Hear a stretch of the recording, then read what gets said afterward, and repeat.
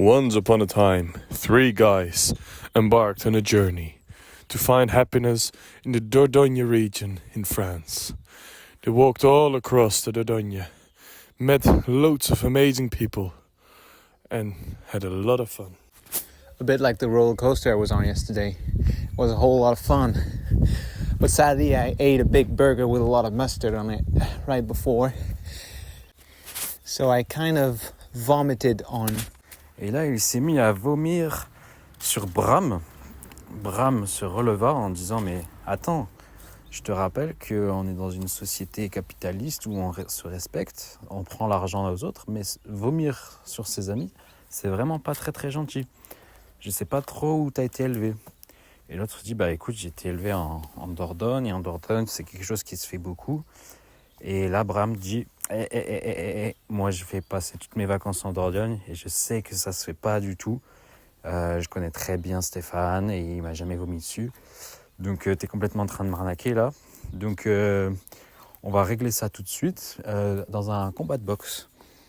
To prepare for this amazing boxing match, the guys did a lot of training.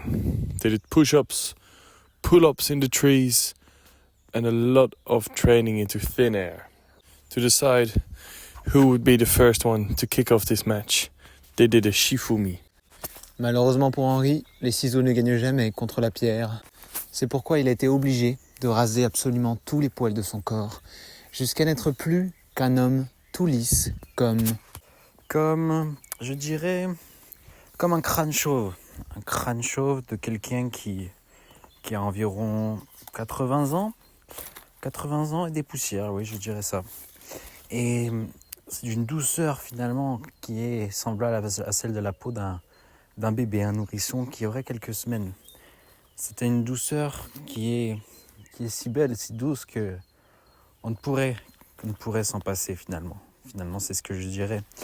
Mais d'un autre côté, on peut dire que c'est un petit peu râpeux sur le côté, donc c'est bien lisse comme je disais. Mais plus on s'éloigne du centre, plus on perd cette douceur, cette softness, comme on dit en anglais, pour se rapprocher de quelque chose de râpeux. Râpeux comme, comment est-ce que je pourrais dire ça ? Comme du velcro finalement. With this, they tightened up their boots and they went into the forest to look for something to hunt. They took their bow and arrow, ran into the forest, and there they stumbled upon a genius dog who was a chess champion. He approached me and said, "Listen, if I can give you one last piece of advice." Et ce conseil, c'est bien le meilleur des conseils qu'on puisse donner. Et il va falloir que tu ouvres très grandes toutes tes écoutilles pour le noter. Noter à la fois dans ton esprit mais sur papier pour être sûr de ne jamais l'oublier. Ce conseil est le suivant. When the weather is cheesy, don't forget Mickey Mouse. Ce conseil qui peut sembler déboussolant, troublant, est en réalité une porte ouverte à un nouveau mode de vie. Ne l'oublie pas.